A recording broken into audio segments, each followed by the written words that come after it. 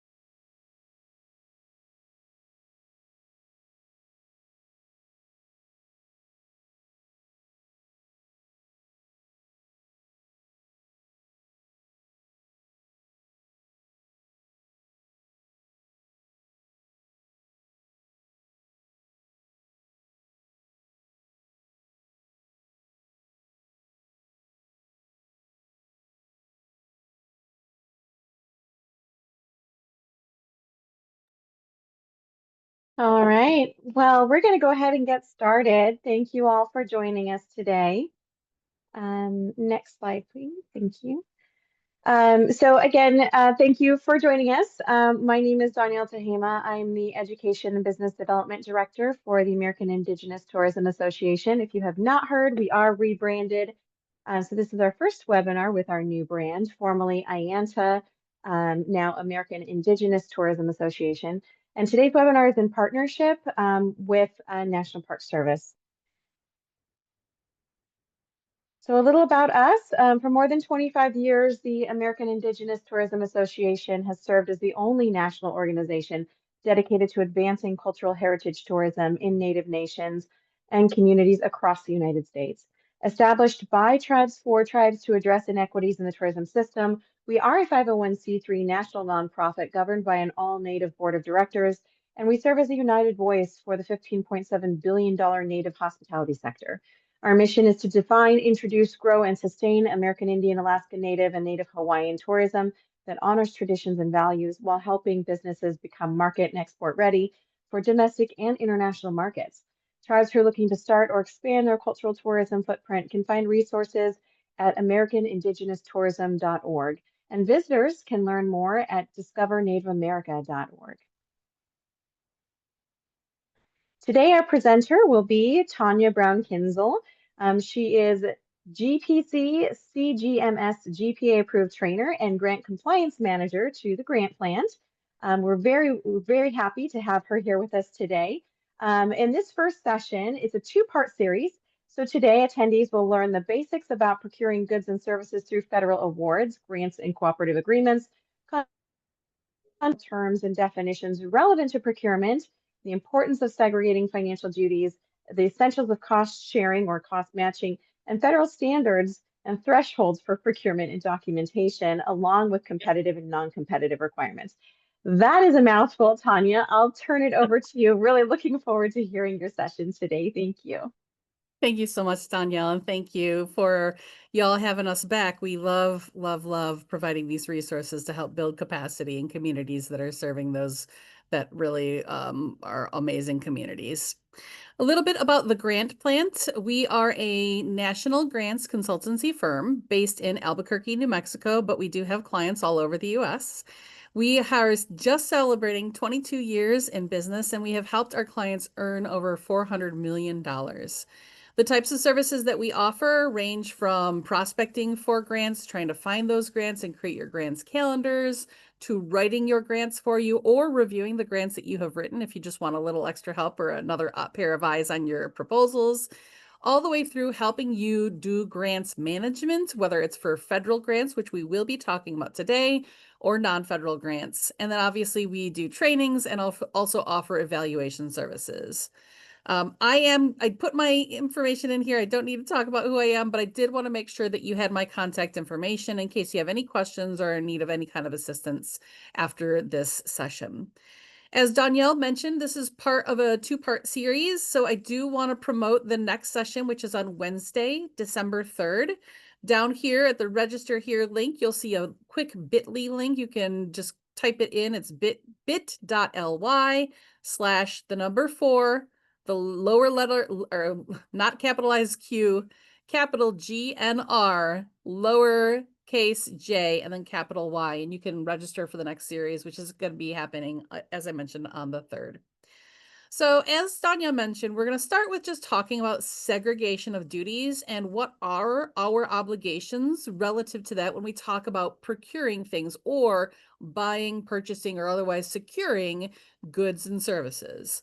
Well, the Uniform Guidance, which is essentially the regulations that govern all federal grants and cooperative agreements, doesn't actually say that segregation of duties is strictly required, but it does have a segment that I have here highlighted for you, which do say that you need to maintain your written standards of conduct, covering whether or not there could be any conflicts of interest, and governing the actions of its employees engaged in the selection, award, and administration. So this is largely interpreted as a best practice that you should implement segregation of duties, though it's not specifically required by the Office of Management Budget in its uniform guidance. So when we talk about segregation of duties, what we're really talking about is that the person who is requesting either an invoice be paid or approval for that invoice should not be the same person approving that. And if possible, should not be the same person who's actually paying that. Now, I know, because I've definitely worked at many nonprofits through the years that were very, very small scale, it's not always feasible to have 3 different employees or agents that are doing this process, but it is definitely recommended to have at least 2 people. So the person requesting really needs to be different than the person who is approving. Now, maybe the person approving is also the one paying, that's okay. But if possible, to sort of avoid any possible mistakes or any possible fraud, waste, or abuse, it is highly recommended as a best practice to have that segregation of duties. So now we're going to talk about the various competitive requirements and the non-competitive procurement requirements. And I want to just show you at a quick glance what Subpart D of the Uniform Guidance, which is often referred to as 2 CFR 200, and then you would insert the section name or number, right? So the Subpart D are the post-federal award requirements, and these are the procurement standards, which are 2 CFR 200.317 through .327. Now, I want to note here, because this is particularly relevant for this audience, that 200.317 gives very specific procurements that are relevant and relative to Indian pueblos, tribes, nations, and other sovereign entities. So we will talk about that a little bit later on, but the first part of this section is going to apply to those that are nonprofits, maybe indigenous-based organizations, but not indigenous governmental agencies, okay? So in terms of competitive requirements or what competition is, the Uniform Guidance says that whenever possible, all procurement transactions, again, that means buying goods or services, must be conducted in a manner that provides full and open competition. There are a couple of exceptions, but we'll talk about that. But it also indicates, and this is a major stumbling block, that the contractors, if a contractor helps develop or draft specifications, requirements, or statements of work, or even invitation for bids, then they must be excluded from competing on those procurements. Now, why is this relevant and how does this usually come into play? Well, this actually very much applies to what we do at the grant plant. As I mentioned, we're a full grant lifecycle service agency, right? Many of our clients come to us and they ask us to help them write their grants, and we're happy to do that, right? But if in that application there's a section that says like draft the specifications, or like what would you want in a post award grant management service, we either cannot write that section because we can't draft those requirements, or if we do write that section, we are no longer eligible to provide grant management services. And so we always advise our clients that that is the case, right? Another example is that we offer evaluation services, and I have many friends that are evaluators, and I've had this conversation. Oftentimes in our grant proposals, we have to write an evaluation framework or an evaluation plan.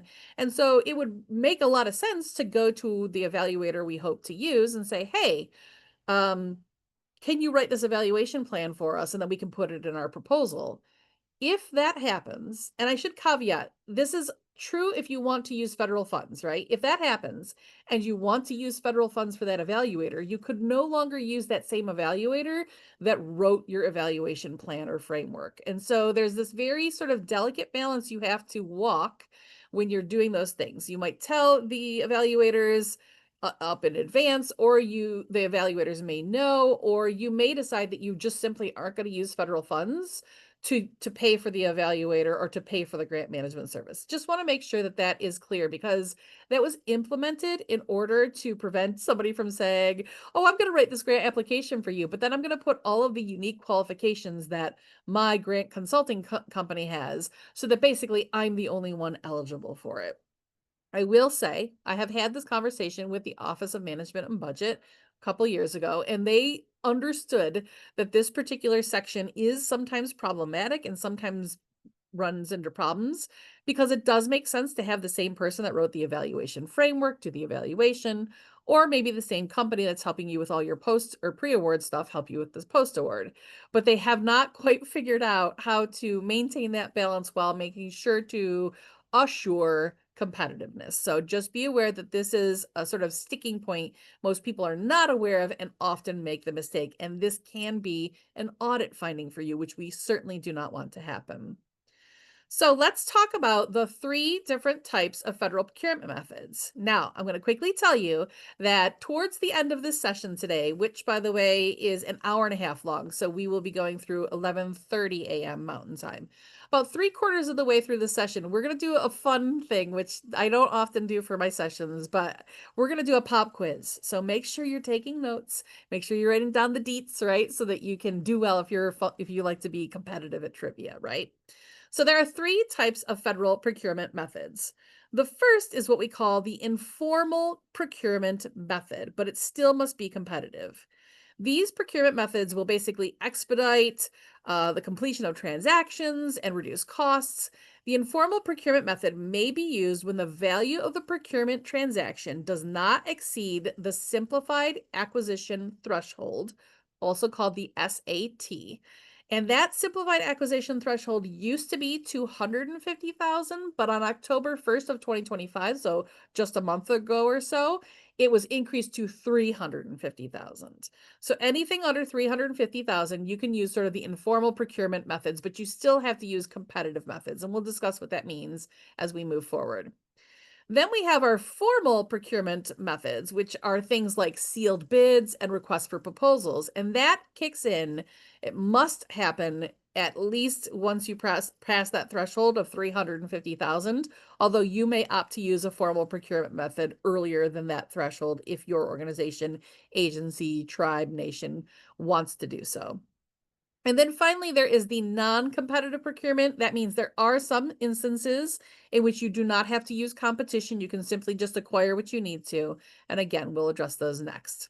So these federal procurement thresholds, this next sort of few slides will hopefully make a visual to help you keep track of things. So we have something called micro purchases, and this is one of the non-competitive forms. So what the federal government has said is that essentially any purchase under 15,000 really is sort of standard day-to-day business. You should be able to make these sort of orders or place these, place yourself into service contracts if it's a small enough amount that it's 15,000. I want to note here that 15,000 is the federal government micro purchase threshold. Your organization or agency may have a lower threshold, so make sure that you look in to see if your agency has designated a threshold, and if it is lower than 15,000, you must default to the lower of the two, whether it's the federal amount or whether it's your amount. So if your amount is 10,000 or 5,000, then you have to do that 10,000 or 5,000, not the 15,000. So what happens with micro purchases? Well, if you're under 15,000, you can basically just make a purchase without having to get quotes, without having to do any kind of price comparisons.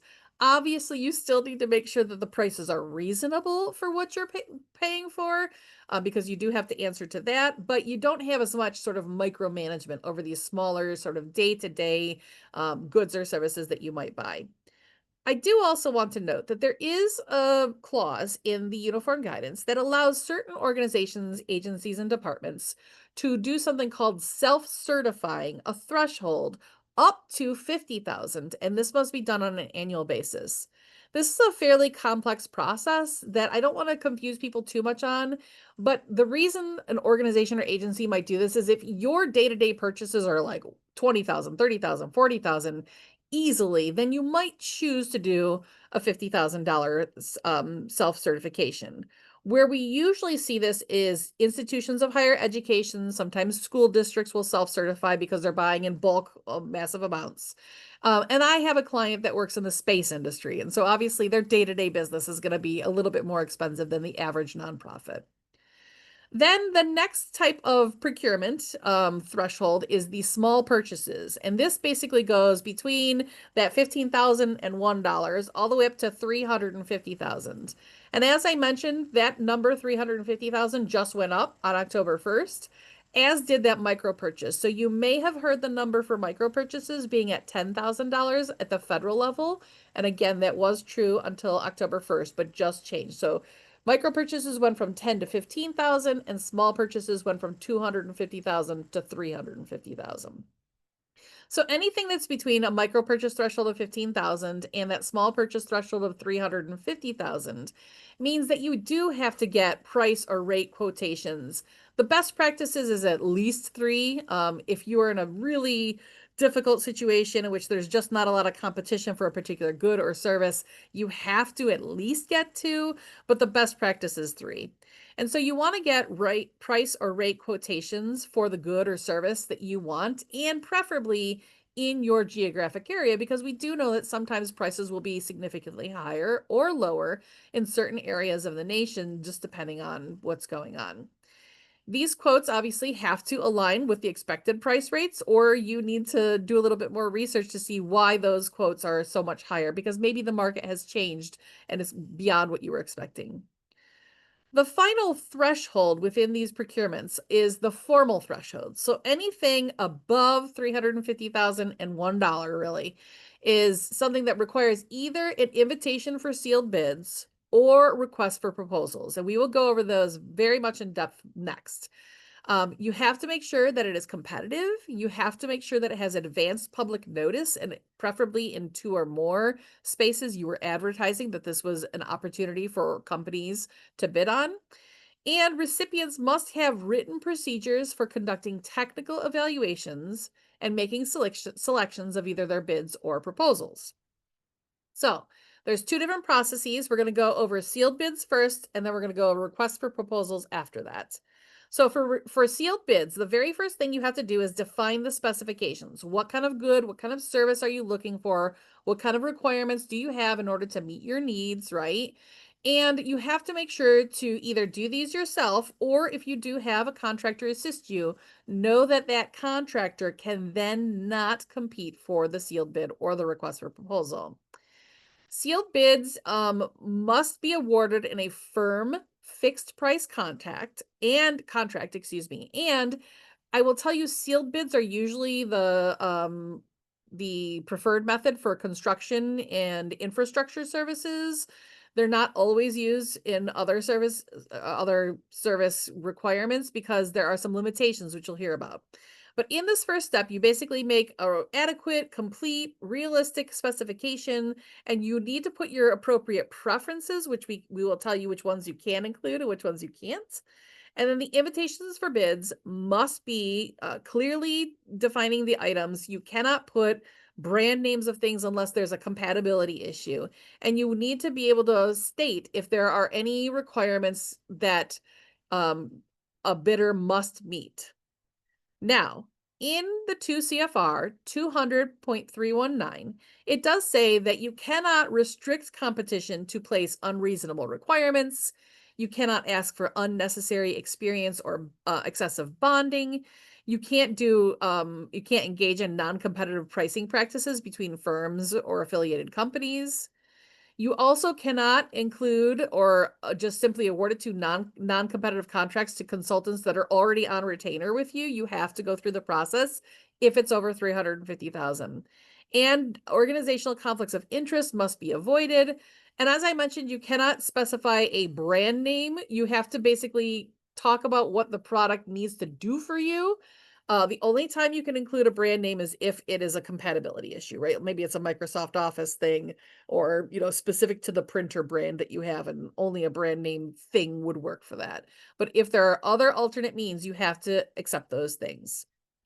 Now, previously, this used to say that you could not include state, local, or tribal geographic preferences. However, the good news is on October 1st, 2024, so last year, this section was removed, which means you can include state, local, and tribal preferences in your sealed bid requests or invitation, or in your request for invitations for formal proposals.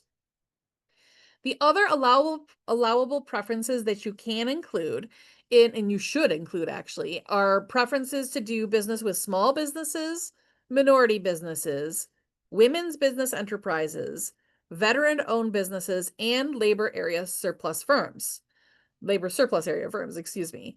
I want to note that I understand that there's a lot going on with the federal administration trying to argue against these types of things, but this is actually still on the books as a statute, and therefore you should be following this.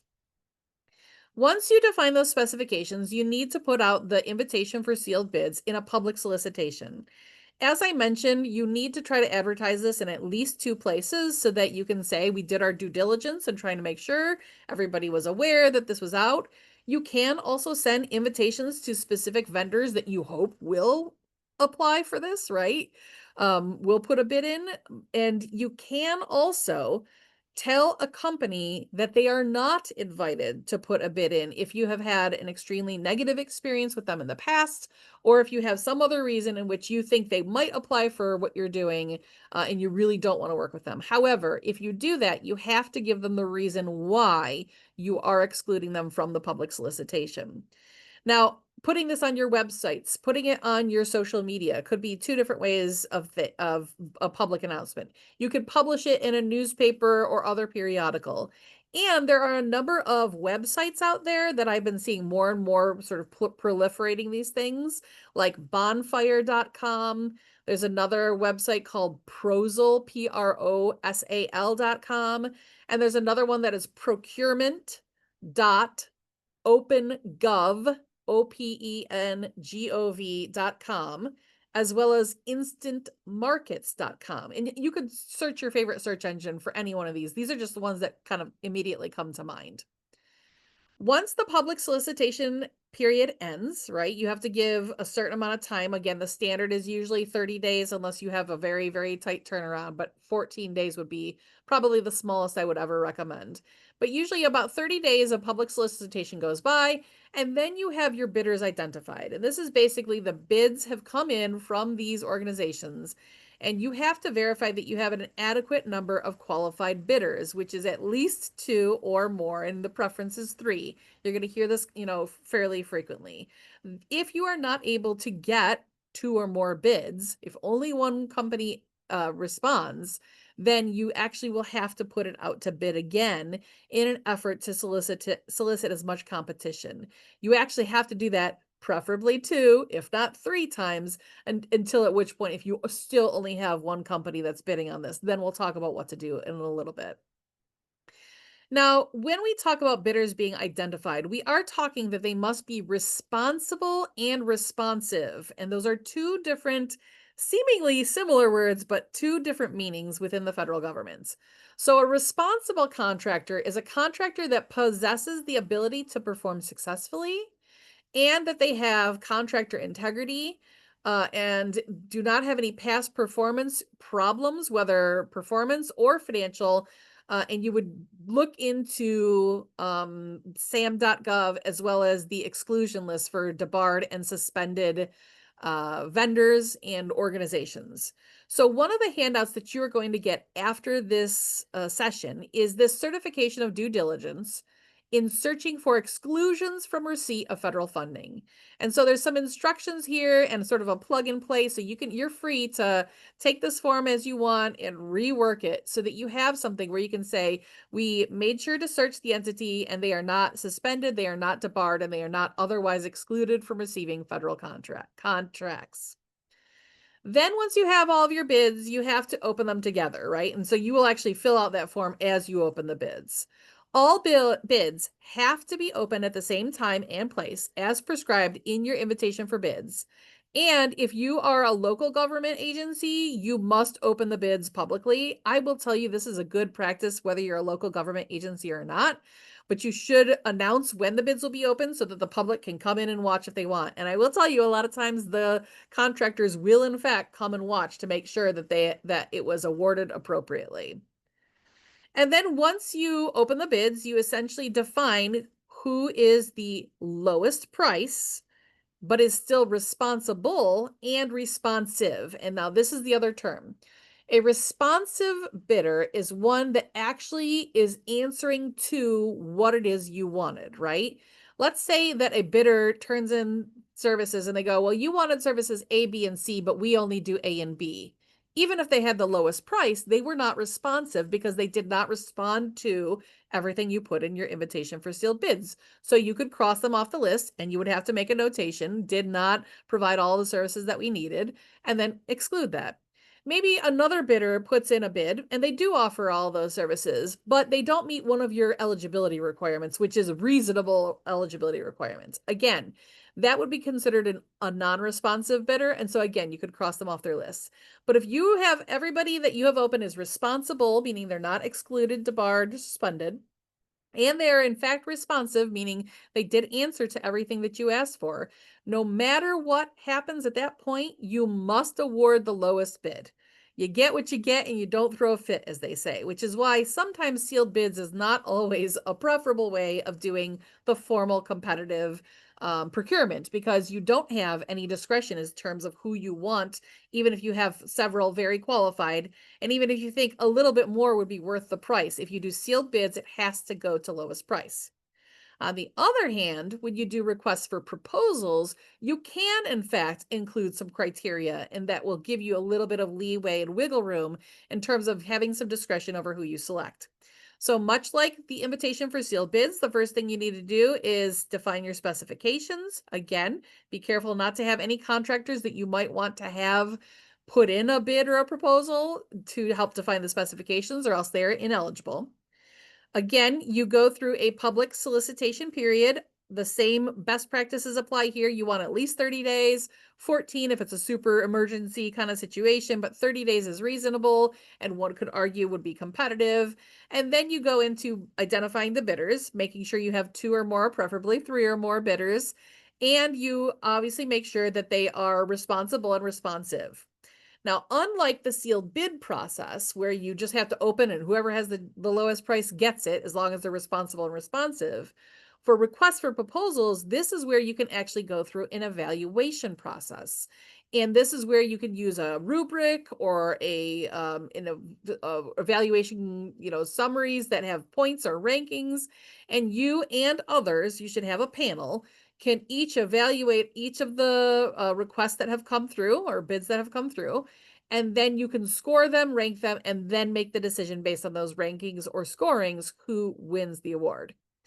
Now, under the 200.319, it says that recipients are prohibited from developing written procedures, recipients must develop written procedures for procurement transactions that incorporate a scoring mechanism that rewards bidders that commit to specific numbers and types of U.S. jobs. Any minimum compensation or on-the-job training benefits also could be included.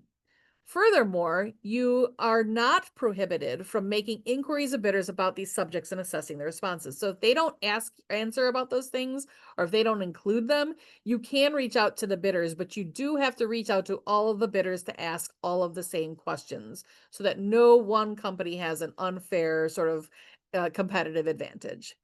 And then finally, you award the contract once you have determined whoever ranked or scored the highest based on your rubric or evaluation criteria. Now, an organization may use competitive proposal procedures for qualification-based procurement of architectural and engineering professional services. This is like the one exception when it comes to construction and infrastructure, where RFPs are frequently offered, but usually usually sealed bids are for infrastructure or construction, and RFPs are for everything else. Now, there may be specific circumstances in which an organization, agency, or department could use non-competitive procurement methods, but this is only true if the aggregate amount of the transaction does not exceed the micro-purchase threshold, which we've already talked about. So if it's less than $15,000, you can be non-competitive. Also, if a procurement transaction can only be fulfilled by a single source, meaning only one company in the world either offers this product or offers these services, not that they're the best, but if literally only one company in the world makes a widget and nobody else makes it, that would be considered a single source. Furthermore, you can use non-competitive means if there is a public exigency or emergency. This is very common, for example, during natural disaster scenarios. And there are a couple other scenarios. If you request in writing to your program officer when they're back open that you want to use a non-competitive procurement method, they could allow you approval, but most of the time they're going to push back and say, why can't you do competitive? We want to know because this is really their duty to make sure they're getting the best price and the best value for the federal dollars that you are going to be spending on their behalf. And lastly, if, as I mentioned, if you try soliciting several sources multiple times and competition is determined inadequate, that's a very clear phrase. So if you put an RFP out 3 different times and only one company responded all 3 times, and you can say, we listed it in all these public places, and here are some examples of the emails that we sent out, the email blast. Like, we did everything we could to get people to compete, and after 3 times only one company responded, then that would be considered an acceptable use of non-competitive procurement. Now, as I mentioned, there are justifications for sole source procurements. I gave you that example of the one-of-a-kind widget, right? Maybe only one company in the world makes it. If there is a legal monopoly that a company has, then it is okay to use sole source. If there is a compatibility issue, so maybe it's something that will only fit this particular machine and only one company makes that, that company that makes the machine is the only company that makes the replacement part, that might be a situation. And then there's 2 other times where sole source procurement could be acceptable.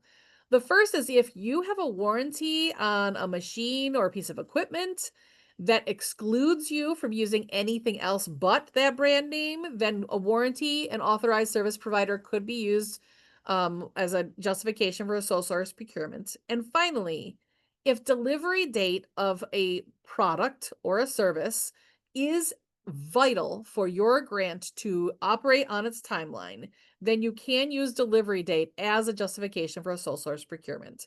So for example, if you were going to order a part, and maybe there are 3 companies out there that could deliver it, one says they can get it to you in 90 days, one says it's going to take at least 3 months, and another says it's going to take 6 months to get that to you, and you have a 1-year grant. You can't wait 3 or 6 months to get this thing, perhaps, that you would need really towards the beginning of your grant. But again, you're going to want to document all of this sort of search and exploration in order to justify your sole source procurement, so that when your program officer or your auditor asks you, you have these things at hand and you can easily answer them. As I mentioned at the beginning of this, there are some slightly different requirements for states, as well as Indian tribes, pueblos, nations, and other sovereign governmental entities for federally recognized Indian entities. Now, when we are talking about that, that means you can follow your own policies and procedures when it comes to procurement with your the same policies and procedures you use for non-federal funds may be used for federal funds if you're a state or an Indian tribe. But you do have to follow a couple extra procurement specifications, which are all on this page. You still have to follow 200.321, 200.322, 200.323, and 200.327, which we're going to go over in just a moment, right? And these ones that I just mentioned, 321, 22, 23, and 27, are also applicable to everybody else. But I'm just pointing them out here as these are the only ones that are relevant to states and Indian tribes. So a state or Indian tribe must follow those other ones as I just mentioned, which means you must follow 200.321, where you ensure that small businesses, minority businesses, women business enterprises, veteran-owned businesses, and labor surplus area firms are still considered. Now, what does that mean to be considered? Well, to be considered and to show your due diligence that you have in fact considered these firms, you need to work with the Small Business Administration to try to mail out or email out invitations for those small businesses, minority businesses, women's businesses, etc. You could also work with your Minority Business Development Authority or MBDA if you have one in your area. You could also go to like a women business organization and present at their meeting and say, we'd love to have you present, right? Or present a bid or a proposal. I want to back up on this really quickly. In order to, again, encourage as much competition as possible, one of the other things that the uniform guidance does include, although I don't have a slide on it here, is that if you could break down a procurement transaction into several procurement transactions, that would increase the ability for smaller businesses to compete, you have to. So, for example, let's say you were looking for post-award grant management services, and you were looking for somebody to do your evaluation, and you were looking for somebody to help you with one small aspect of your program implementation, right? You could technically put that out as one big proposal, but that would not meet this criteria to try to engage with smaller businesses, minority businesses, women's businesses, veteran-owned businesses, etc. Instead, what you should do is break that procurement transaction into 3 separate transactions. So you would have one RFP out for the grant management services, you would have one RFP out for the evaluation services, and then you would have one RFP out for the separate part where you need some help implementing the program itself, right? You do that because then you are more likely to be able to get bids from small businesses who only do one of those services. Maybe they don't do all 3 of those services. Does that make sense? Hopefully. All right. So I'm going to pause really quickly to see if we have any questions. Yeah, we will have trivia. Yes, the presentation slides will be available for you.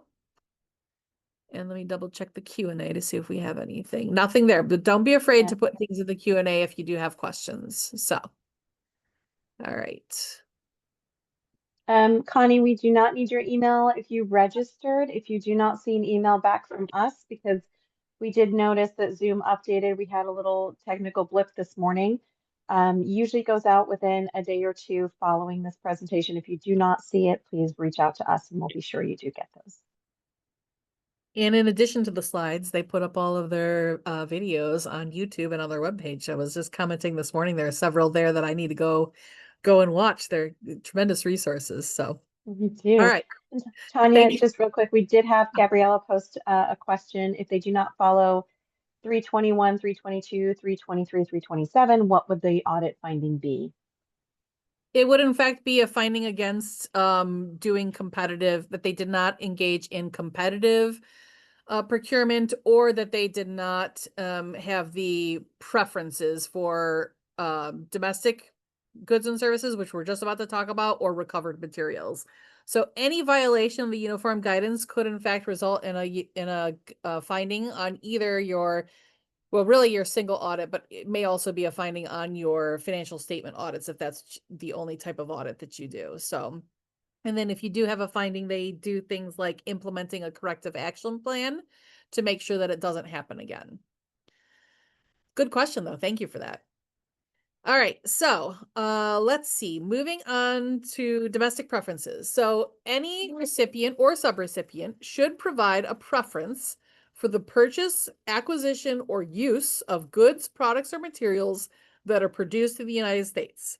Meaning you could choose to pay more for something if it is in the United States, or if all things are equal and one of your vendors is offering something that's completely US made versus only partly US made, then you should be giving them preference. Similarly, you should also give preference in your bids, in your bidding or acceptance of bids, in your acceptance, sorry, you don't have a choice in the bids, but in your acceptance of proposals, and if it's a informal procedure, so if you're just going out and getting quotes, you should try to get quotes for anything that uses or acquires or helps you purchase things that are reused, refurbished, recycled, or contains recycled content, is bio-based, and is energy and water efficient as well as sustainable. Again, we know that this administration is de-emphasizing in many of its policies sustainability. However, this is still a statute that is on, or not a statute, it's a regulation that's on the books. And so until this regulation is removed, you should be attempting to follow it. You should also include purchasing compostable items and other products and services that would reduce the use of single-serve plastic products.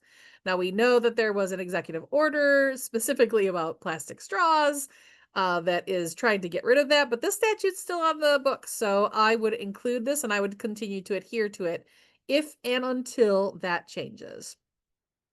Finally, the contracts that you give out to your contractors or even subrecipients must contain what they call the applicable provisions described in Appendix 2, which is basically all of the terms and conditions. So it's really important that you are passing on the terms and conditions that are passed on to you must be passed on to those with whom you do business, whether a contractor or a subrecipient. And so, you know, if they have any specific terms and conditions which are generic to the uniform guidance, there may also be special conditions that are relevant to your particular grant, because some statutes have extra requirements. You do need to make sure that those terms and conditions are passed on to your subrecipients and to your contractors. So now, pop quiz, this is my favorite part. Let me get out of here. I'm going to stop sharing and give me a moment to get up. The next part, this is a lot of fun. All right, let's go. I've actually never seen procurement be so fun. I mean, you have I the know. superheroes and all the images. Yeah, we use the superhero theme because a lot of times procurement or even federal grant compliance can be a bit of a drag. Okay. Can you all hear my sound or no? We can hear you. Can you hear the music in the Oh. background? Cannot hear the music. Okay, hold on a second. Let me try sharing.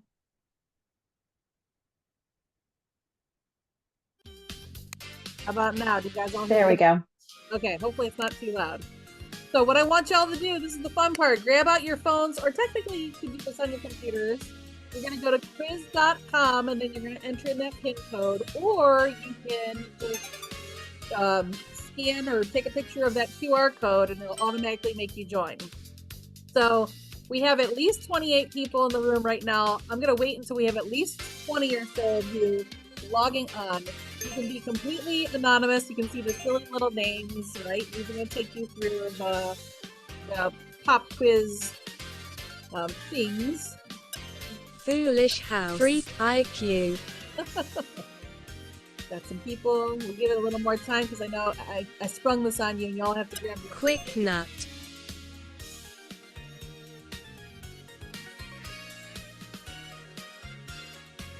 So it looks like And once you this can be have your avatar, you have to click done. Oh, you have to click done. Go ahead, Danielle. I'm sorry. So once you have your avatar, you have to click done to get that check mark. So there's a couple Okay. people who. Dr. Nice. We've got 6 people. I'm going to give you guys about another minute or 2 to log on, and then we're going to get started. Making sure nobody has any technical issues. Again, it's quiz.com, and then once you enter that website, you're going to type in the number 076-310, or with your phones, you can just take a picture or hold your camera up to that QR code, and it will automatically take you to the link.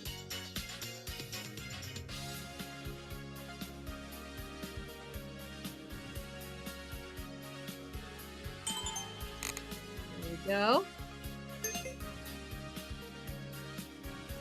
More. We'll give it another 30 seconds.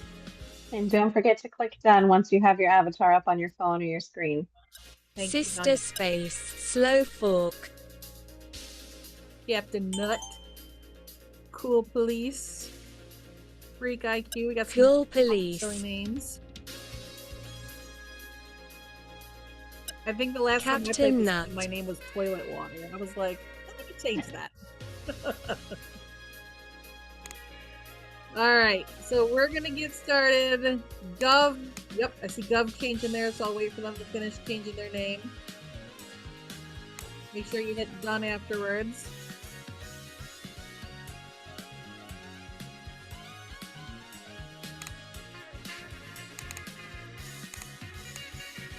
Okay. Gov, can you hit done so your green check mark comes up? There we go. Lovely. All right, here we go. We're gonna get started. Quiz.com. Play and create. Which entity oversees the uniform guidance?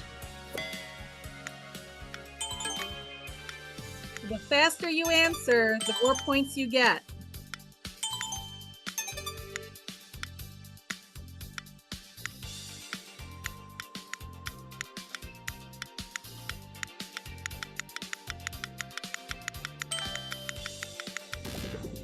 Office of Management and Budget.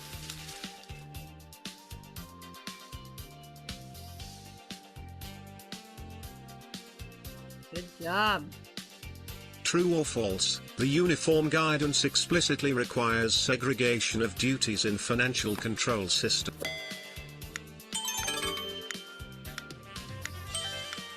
Well, there's some quick responses.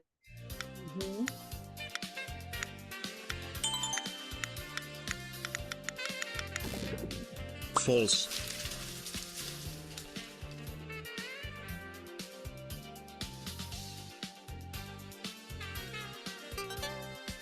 A little bit of a trick question. It's not required, but it is a best practice. Which of the following cannot be listed as preferences when procuring goods or services?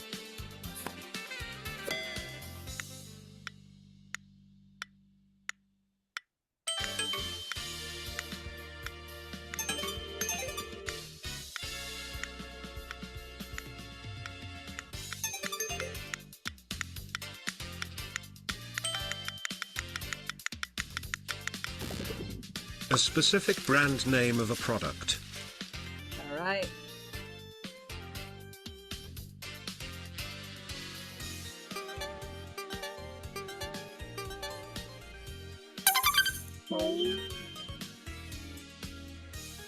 Who is not allowed to compete for a procurement under a federal award?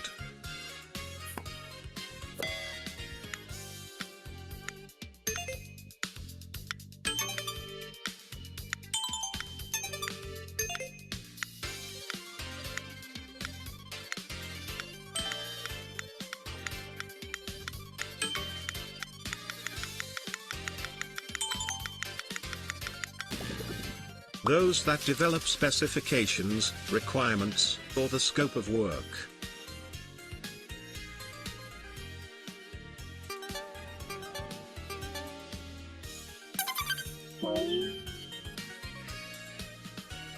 How many types of federal procurement methods are there?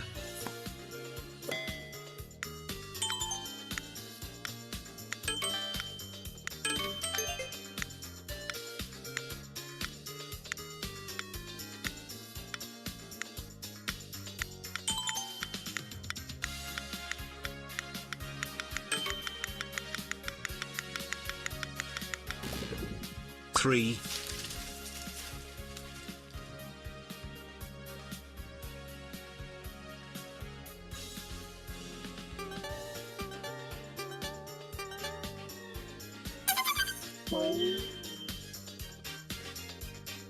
The micro-purchase threshold dictated for all entities in the uniform guidance is how much?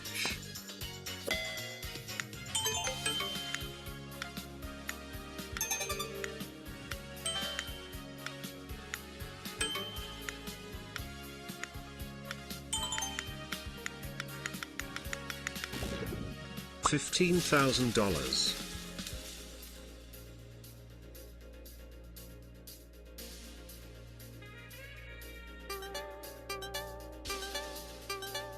A great way to lock in what we're being taught too, Tanya. I like this. Good. According to uniform guidance, small purchases are considered procurement in which range?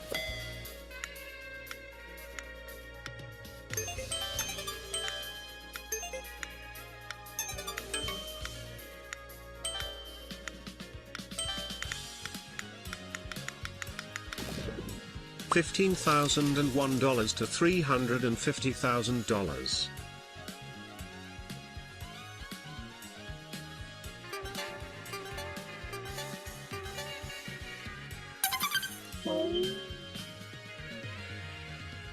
Still True anyone or seeing? false? For the uniform guidance, a formal procurement method is required for any procurement above 350.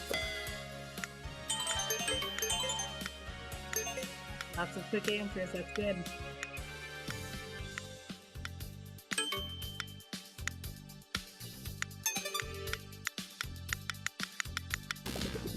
True.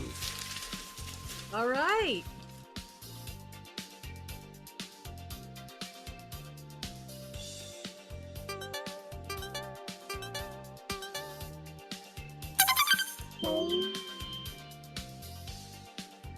True or false? For the uniform guidance, a formal procurement method cannot be used for anything less than 350,000.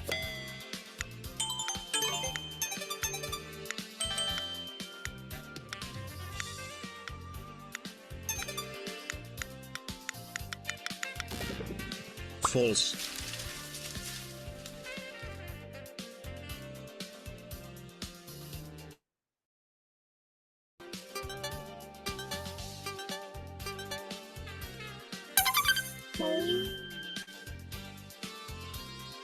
For the uniform guidance, is there any reason that I can reject/preclude a bid after the sealed bids deadline concludes?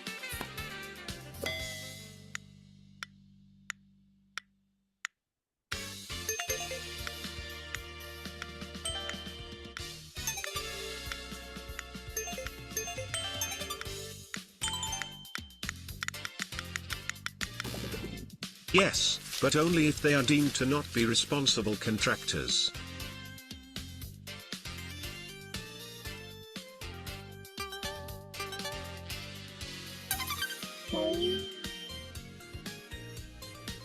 When can I use non-competitive procurement methods?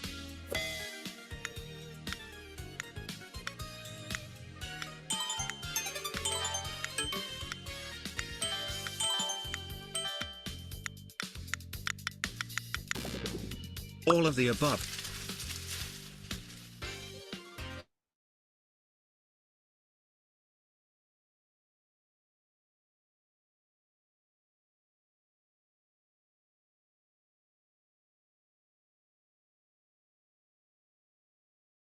If only one firm is qualified to provide services, I can go straight to non-competitive procurement.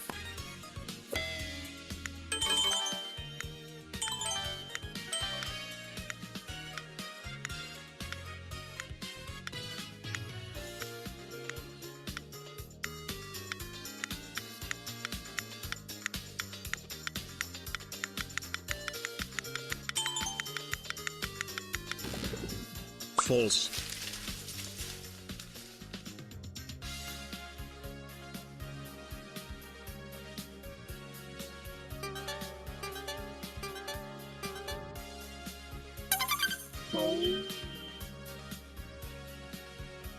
Which procurement method is required if I need to buy a piece of equipment that I estimate will run $25,000 to $40,000?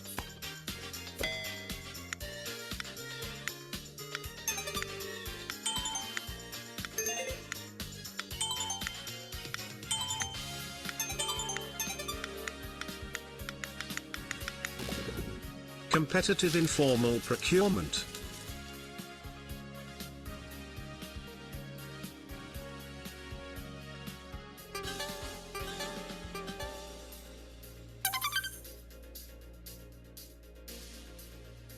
Which procurement method is required if I need to buy 10 computers at $1,200 each?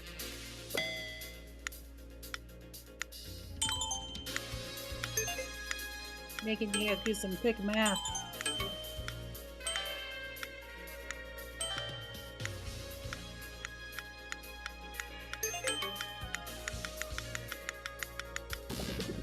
Non-competitive micro purchase.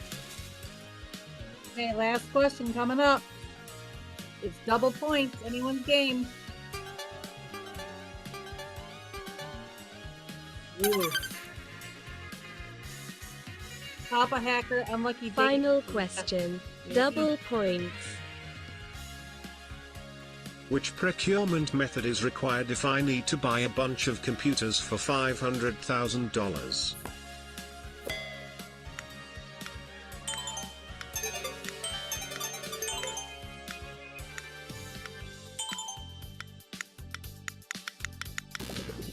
Competitive formal procurement.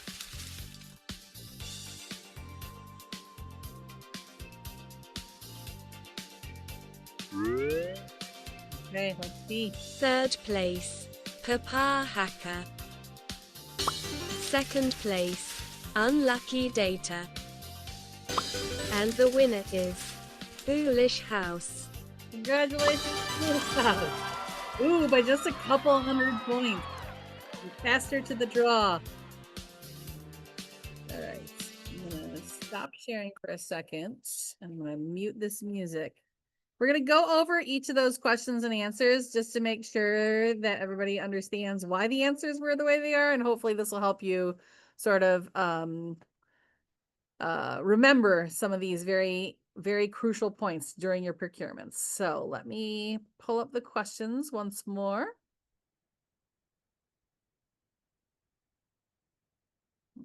Okay.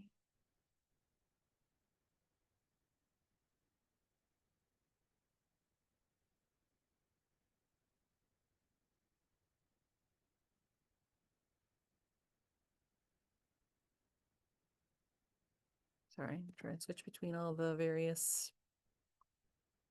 Oops.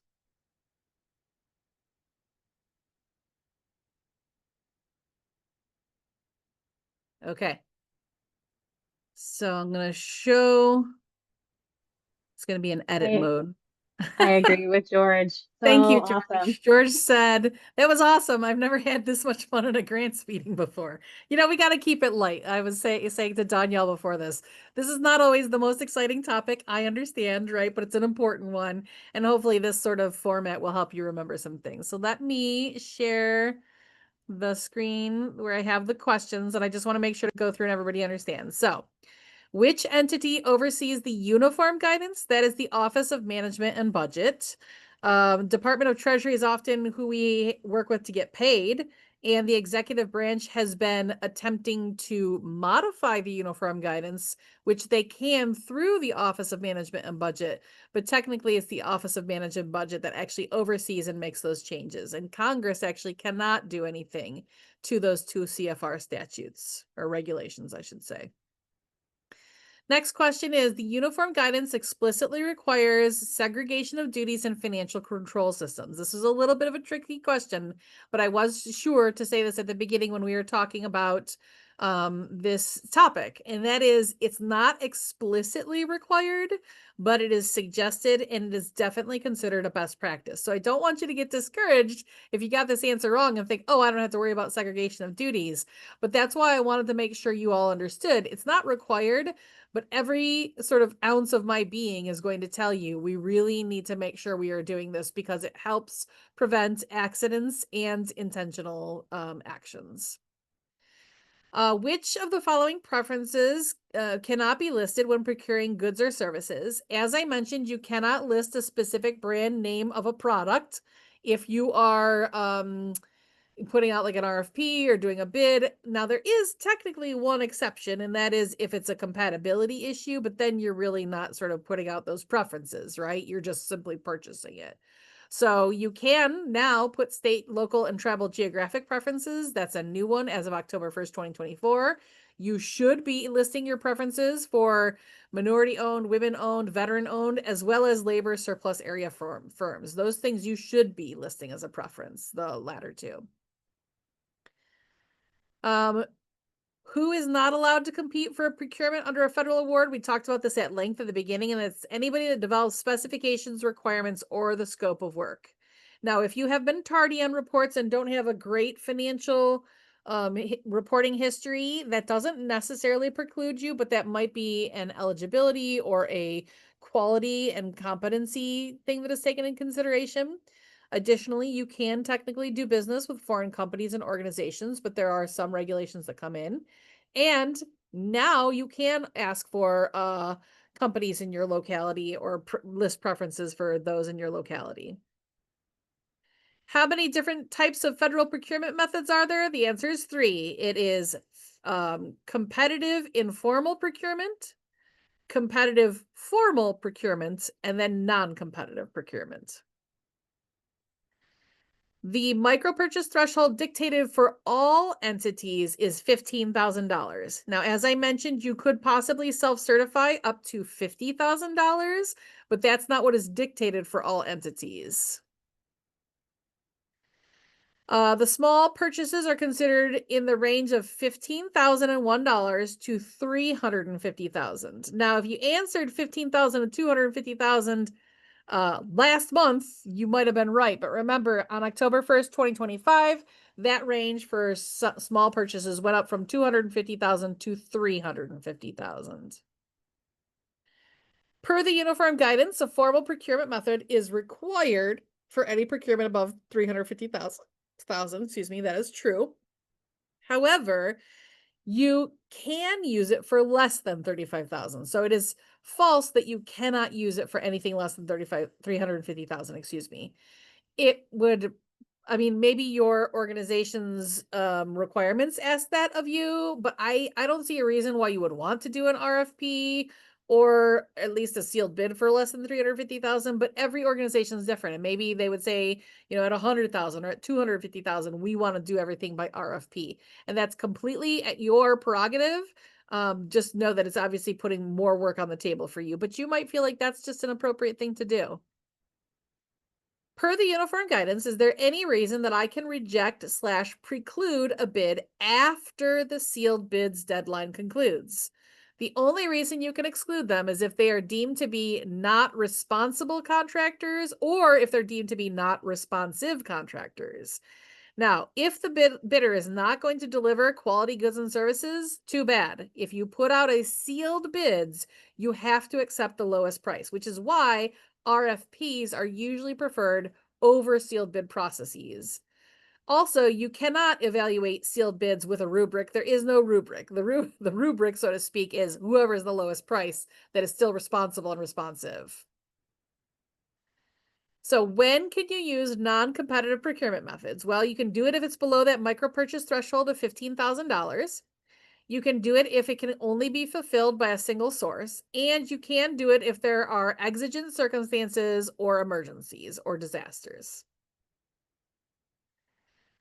If only one firm is qualified to provide the services, you can go straight to non-competitive procurement. That answer is false. Remember, you have to attempt to find competition at least 2, but best practices is 3 times before you can declare that there's a non-competitive market and then do non-competition. You can't just say, well, this is the one I want to go with, or this is who we've done work with before, so we want to keep doing work with them. That will not fly.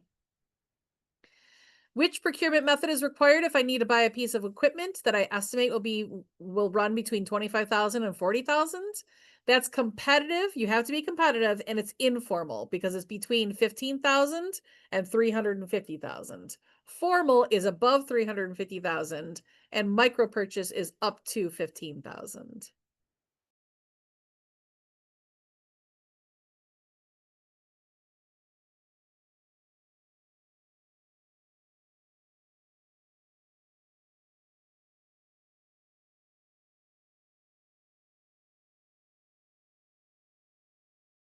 You actually have to do a competitive procurement because your micro purchase threshold is below 15,000.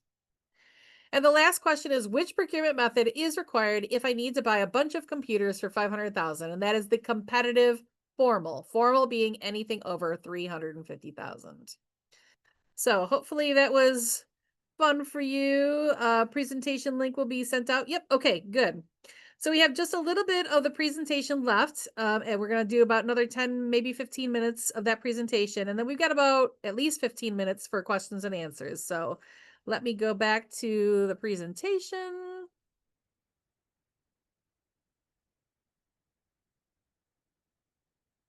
All righty. Screen sharing is paused. Something is happening. Let me try this again. Oh, it's because I've got my... I was gonna say, we just had a hiccup in our recording too, so hopefully it's not a technical issue. Is the recording started again? Yes, it is. Okay. Oops. Hang on. Sorry, y'all.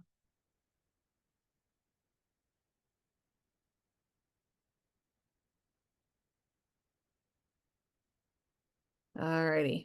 Thank you for your patience. So the last section that we're going to talk about are other federal standards and thresholds for both your procurement as well as the documentation that must go along with your procurement of things. So there are 4 key cost principles, okay? Now the key cost principles are, what do you need to take in mind when you are making a decision about anything that you might procure, meaning purchase or Tonia, yeah?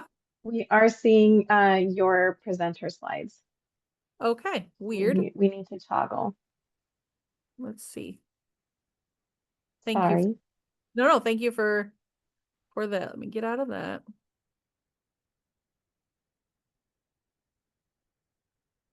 Under share. Oh, here we go. Maybe that's it. Let's go share.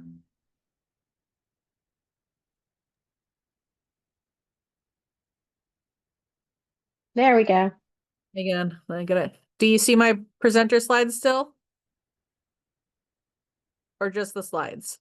Just your slides. We don't see Oh. your notes. There we go. Sorry, everybody. That's what I get for going off script and doing a quiz, but hopefully you all felt it was worth it. So there are 4 key cost principles when you are considering how and when and where you should be making your purchases. The first is that you must default to the strictest policy. And you've heard me say this a couple of times. If you have a policy which is more strict or stricter than the federal government, then you have to follow your policy.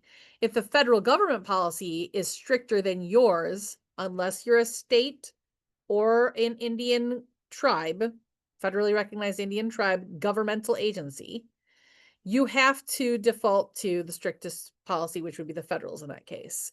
So make sure that you are ensuring that whatever you're doing is the sort of lowest common denominator. The second is that you need to make sure to ensure consistent application. This means you're using the same cost principles and the same sort of decision-making calculi for your federal funding spending as you would your non-federal funding spending. You can't do something different because it's a federal grant, just because it might be allowable. If it's not normally allowable in your day-to-day practices, you would not do it just because a federal award would allow you to do so. I say this frequently when I do my federal government or federal compliance trainings, and that is ensure all of your policies are written, right? Not only do you have to ensure that your policies are written, but you also have to ensure that everybody understands the policies and enacts the policies in the same way. So that kind of harkens back to tip number 2. It doesn't do anybody any good if you create sort of your policies for how you're going to do procurements and then you put them on a shelf and then nobody ever follows them, right? That's not going to help anybody. Instead, what's really important to do every time you get a federal grant, and what I do is I host a kickoff meeting every time a federal grant comes in. And I don't care if there's 86 federal grants that you get in a year or 8, right? You want to make sure that you're doing a kickoff meeting. Everybody understands what the rules are, how things have to go. Everybody understands what is your segregation of duties if you have specifically outlined that. Who's allowed to request? Who's allowed to approve? Who's allowed to approve if the person that's supposed to approve is on vacation, right? Who's allowed to pay those things out? So make sure your policies are written. Make sure everybody is trained not only during the onboarding process, but also during the kickoff meeting where everybody understands what's happening with each one of the grants. And then finally, the old adage, document it or it did not happen, right? Every time you make a decision, every time you have a crucial conversation, every time you get quotes, whether it's verbally or you are searching on the internet, right? Make sure you are documenting that. You can do that by taking screenshots. You can do that by hitting print and either printing to PDF or actually printing out a hard copy, right? Make sure that you are documenting everything you're doing during your procurement, up to and including saying this purchase was only $12,000. Therefore, it was below the micro purchase threshold. It was able to be performed in a non-competitive way, right? Make sure you are documenting. That way, your program officer and definitely your auditor will be able to see that you did your due diligence and that you followed the competitive procurement requirements.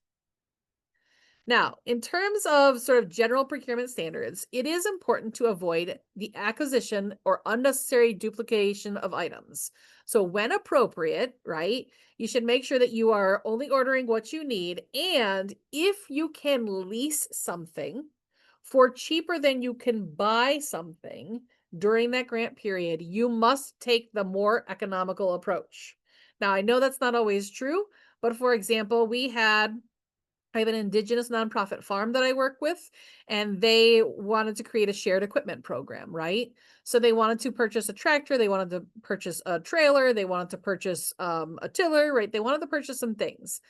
We had to document that to lease those things would not be cheaper than purchasing some of those things outright.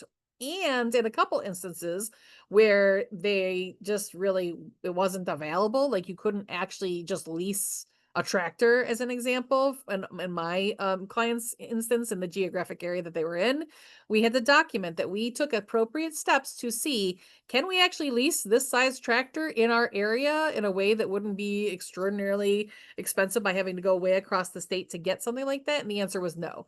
But we still had to document, and we had to show that we did our due diligence of having that conversation of, could we lease it? Would it be cheaper if we did that? And the answer was no. Additionally, recipients are encouraged to enter into state and local intergovernmental agreements or inter-entity agreements for procurement transactions if they feel like it will help with their sourcing, and that actions of this type will meet competition requirements of this part as long as those intergovernmental agency agreements were competitive. And so you have to ask questions about how they came up with those intergovernmental agreements or inter-entity agreements for procurement transactions. You must maintain records that are sufficient to detail the history of each procurement transaction and include the rationale. So let's say you put out an RFP, or maybe you didn't even do an RFP. Maybe it was less than 350,000. You were looking for an evaluator and you said, okay, we went to 3 different companies and one was asking for 15,000, one was asking for 17,000, and one was asking for 20,000. Let's say you actually choose to go with the $20,000 service. You have to justify why that is. You could say, we've done work with them in the past. We know they have a absolutely exquisite qualifications and experiential history in this. They also were offering a better value because they could do this, this, and this in their evaluation.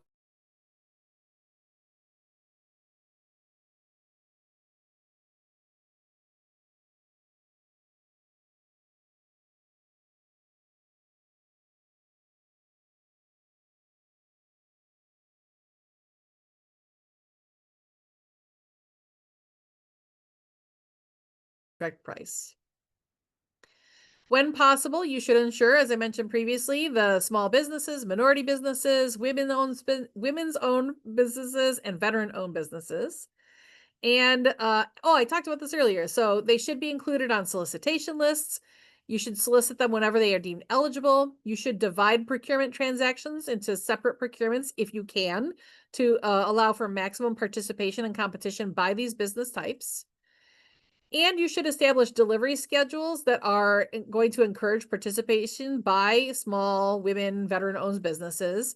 You can utilize the SBA or MBDA if they're in your area, or even the Department of Commerce. And you must require a contractor to apply this section to their subcontracts. We talked about domestic preferences, so I'm not going to go over that, as well as procurement preferences of recovered materials. We talked about that in the section where we talked about what state and Indian tribes are required. That's also true of everybody else. Now, it is also really important when you're going through the sealed bid process and the RFP process, but also for an informal competitive procurement, that you are doing a cost or price analysis for every procurement transaction. And actually, I apologize. This slide is old, so I will fix it before it comes out. But it says in excess of the simplified acquisition threshold, and that should say 350,000 now, not 250,000. You cannot use cost plus a percentage of cost, or the percentage of construction costs methods of contracting. You must use fixed firm reimbursement, right? Fixed firm or reimbursement. The federal agency may ask to review your technical specifications. So they may ask to see your invitation for sealed bids, and they may ask to see your request for proposals. And if they believe that a review is needed, they would let you know. They would ask you to submit that to them before you put it out for public consumption and public requests to come in. The recipient may accept the subrecipients or contractors' bonding policies. The federal agency or pass-through entity must determine if the federal interest is adequately protected. Now, the federal interest is, let's say we're going to buy a building and the building is $100,000. If the federal award gives you $80,000 of that $100,000, then the federal interest is considered to be 80%. Right? So the federal government wants to make sure that you're adequately bonding and insuring anything that they have a federal interest in, to ensure that if the building catches on fire, for example, that they will be adequately protected. And finally, as I mentioned earlier, all of your contracts, whether to a subrecipient or to contractors, must contain the applicable provisions described in Appendix 2, aka must include all the terms and conditions that applied to you must be passed on to them. So let's talk about a couple of key takeaways. Procurement should be competitive in almost every instance, with very few exceptions. If it's under 15,000, if it's an emergency, or if there's literally only one company in the world that produces this thing or has a legal monopoly, those are examples of the only times in which it can be non-competitive. Otherwise, you need to default to competitive. Too many times I have had clients tell me, well, I mean, I know there's like 4 or 5 companies, but really only one company does what we want, right? Or really, we really only want to work with one company. Well, that's fine, but you need to document it, right? You need to write down your decision calculi, but you cannot just sole source it in that case. Procurement processes need to be in writing. It is actually required by the uniform guidance that you have written procurement policies, and documentation is a constant requirement when making contracts and purchases. And finally, always default to the strictest policy, such as your state law, your organizational policies, etc., to ensure consistent application. So now I'd like to go over to the chat into the Q&A to see if there are any questions. You're also welcome to raise your hand if you want. Is that okay, Danielle? I don't want to speak out of turn. Okay. Nope, we're watching. Okay, so I'm looking in the chat and I don't see any questions there. I don't see anything in the Q&A. Good. I saw Gabriella had their question answered. Okay. So I'll give it another minute or two, and if not, then we'll hand it off to Danielle to close us out. But just know that my contact information is included in this slide deck. So you're welcome to contact me if you have any questions. And we will be including, you'll get a recording, right? You'll get the slides, and you're also going to get that certification of due diligence in searching for excluded parties, which is a form that we use with all of our clients when we're doing procurements, just to ensure that we can show that we did. And there'll be a part 2 to follow up from this as well. Yeah, why don't we plug that real quick? So on December 3rd, we're going to do another, I think, hour-and-a-half presentation, and it's troubleshooting challenges. Because as much as we might put all the thought in the world as to how a grant should go and how a grant project should be executed, we may just end up with it being a situation where we had a certain budget, or we had a certain timeline, or we had, this or that, and for some reason things do not go as intended. And so you will learn how to do budget modifications, scope modifications, how to ask for no cost extensions, how to change your key personnel or your project director if they're going to be changing positions or leaving your organization. There's going to be a variety of challenges that I have encountered over the years that we will be going over. So I don't see anything in the chat, so we can slowly, if it's okay with you, Danielle, we'll slowly start closing out, and if there's any other questions, we'll get to that. So the grant plan ourselves, this is not through the American Indigenous, I want to make sure I'm saying the new name, American Indigenous Tourism Association. Tourism Association. Sorry, I didn't want to use the old acronym.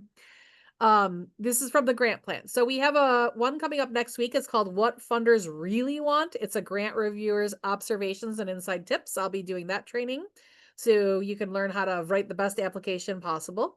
And then we have one in December called No Unsolicited Proposals, how to get that date to the grant prom, where we basically talk about some proven strategies that we've used with our clients to gain interest of policy or of funders who have like the standard, we don't accept no solicited proposals, right? So how do you get in with those organizations? So we invite you to that. And I just put here a very quick summary of just a few of our trainings that we have next year. This will be in your slide deck, but we have a number of trainings that are available for how to do your pre-award side, that is your proposal, or your prospecting, or it's not prospecting, excuse me, but your like grant strategies.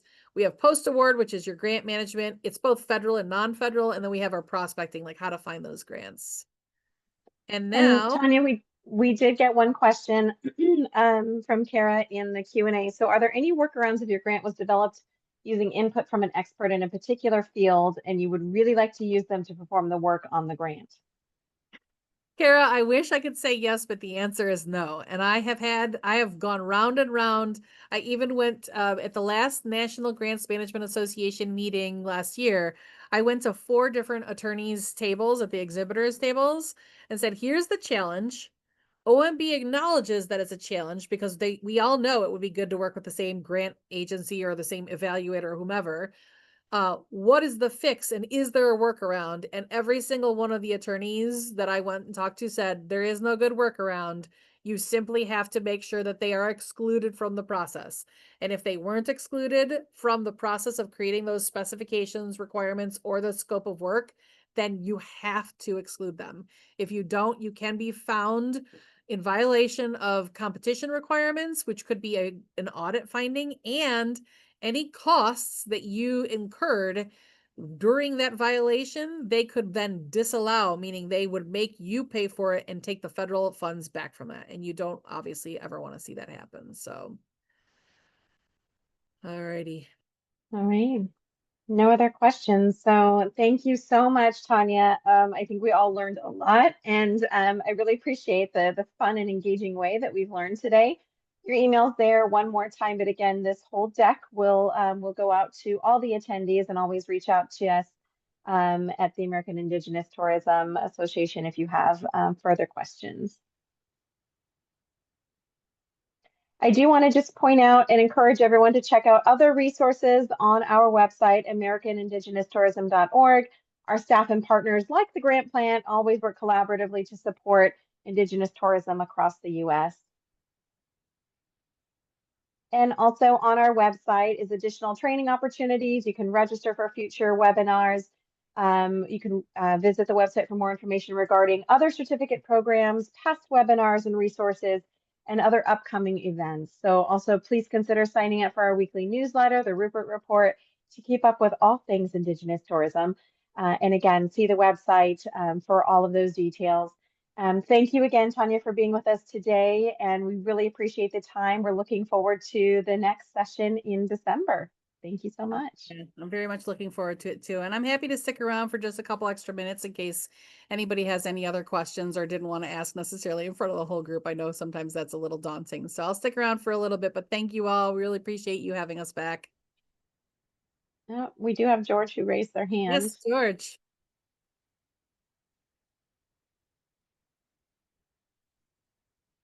George, if you want to come off mute, you're welcome to. Hi, am I off mute now? Can you hear me? Yep, you are. We can hear you. Okay, great. I was wondering if I'm part of Zuni Pueblo Main Street with a nonprofit organization, and I was wondering if organizations like that, if you've dealt with anything like that in the past, and those organizations also set that non-competitive threshold at 15,000. I'm sorry, I don't understand what is the question? So have other organizations like a Main Street program set their threshold at 15,000, or have you dealt with others that are lower, and how have they dealt with that? Oh, okay. So are you asking about the competitive formal threshold? The non-competitive, the 15,000. Okay. So really what it comes down to is if that non-competitive procurement threshold is lower, then you simply have to follow the lowest one. And then you would just document in your files why maybe it was at 10,000 or 8,000. I've even seen it as low as 5,000, right? It's not unusual to see it, but usually that happens when it's a much smaller organization. So I have seen it. You just document it. Now, if there were a lower, let's say, formal threshold, like they said 50, I have seen as low as 50,000, right? Again, you just have to follow that lowest common denominator and put out the RFPs once you are reaching that 50,000 point. Okay, thank you. Yep, you're welcome. Thanks for that question, George. Okay. All right. Well, again, appreciate everyone joining us today. And if there's anything else, please feel free to reach out. Thank you.